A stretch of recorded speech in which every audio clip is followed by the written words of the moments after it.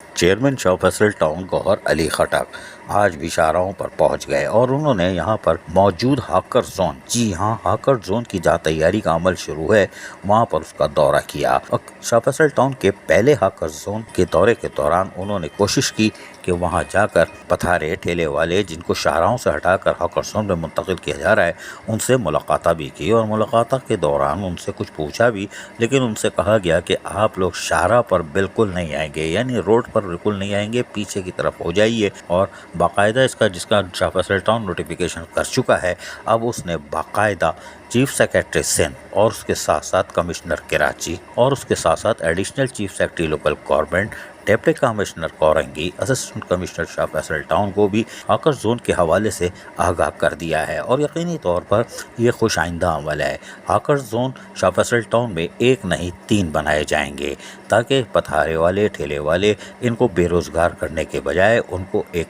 مخصوص جگہ پر کاروبار کرنے کی اجازت دی جائے۔ اس موقع پر director sanitation Farhan Shabbir, director LTR Zaeem Khalid جہاں موجود تھے، وہ ان کو تمام تر تفصیلات سے آگاہ کر رہے تھے کہ ہم نے ہاکر زون بنانے کے بعد ان ٹھیلے پتھارے والوں کو شاہراہوں سے ہٹا کر یہاں منتقل کر دیا ہے تاکہ یہ اپنے کاموں کو، کاروبار کو انجام دے سکیں اور اپنے اہل خانہ کے لیے روزگار حاصل کے مواقع ان سے نہ چھینے جا سکے۔ انہوں نے کہا جبکہ شاہ فیصل ٹاؤن کے چیئرمین گوہر علی خٹک نے اس موقع پر کہا کہ غریب عوام کا کوئی نہیں سوچتا، ہماری سیاسی اور گھریلو تربیت اس بات کی اجازت نہیں دیتی کہ ہمارے ان اقدامات سے کوئی بے روزگار ہو، لہٰذا ہم ایسا کوئی کام نہیں کریں گے جس سے کوئی ٹھیلے والا یا پتھارے والا بے روزگار ہو۔ ہماری کوشش ہوگی کہ ہم قانون کے تحت اور دائرے میں رہتے ہوئے ہاکر زون کا قیام عمل میں لائیں اور اس میں بترتیب اضافہ کریں گے، اور ہم نے غریب ٹھیلے اور پتھارے والوں کو ریلیف فراہم کرنے کی جو کوشش کی ہے اور یہ کرتے رہیں گے تاکہ کسی کا روزگار بھی نہ چھینے اور لوگوں کو ایک ہی جگہ پر تمام تر سہولیات کی فراہمی کو بھی یقینی بنایا جا سکے۔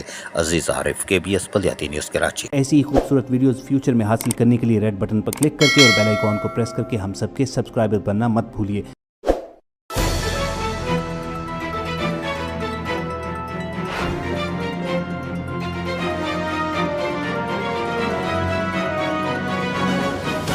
KBS